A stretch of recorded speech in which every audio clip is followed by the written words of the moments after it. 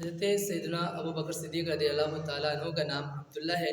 آپ کی کنیت ابو بکر ہے۔ آپ کے بہت سے القابات ہیں جن میں مشہور صدیق اور عتیق ہے۔ صدیق لقب اس لیے ملا کہ آپ بہت زیادہ سچ بولا کرتے تھے اور آپ زمانے جاہلیت میں اسی لقب سے مشہور ہو گئے تھے۔ دوسرا لقب عتیق کو اس وجہ سے ملا کہ جس کا معنی ہے آزاد۔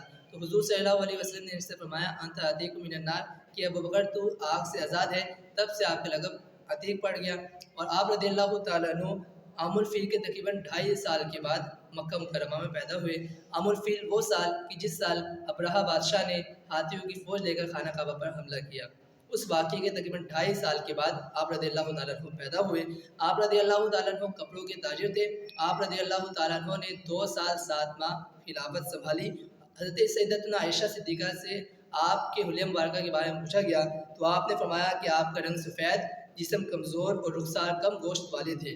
کمر کی جانب سے تہبند کو مضبوطی سے باندھا کرتے تھے تاکہ تہبند لٹکنے سے محفوظ رہے، اور آپ کی چہرے اقدس کی رگیں واضح نظر آتی تھی۔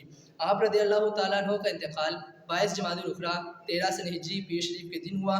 آپ رضی اللہ تعالیٰ عنہ کی نماز جنازہ حضرت عمر رضی اللہ تعالیٰ عنہ نے پڑھائی، اور آپ رضی اللہ تعالیٰ عنہ رسول اللہ صلی اللہ تعالیٰ علیہ وسلم کے پہلو میں دفن ہوئے۔ صلو علی الحبیب صلی اللہ تعالیٰ علی محمد صلی اللہ تعالیٰ علیہ وسلم۔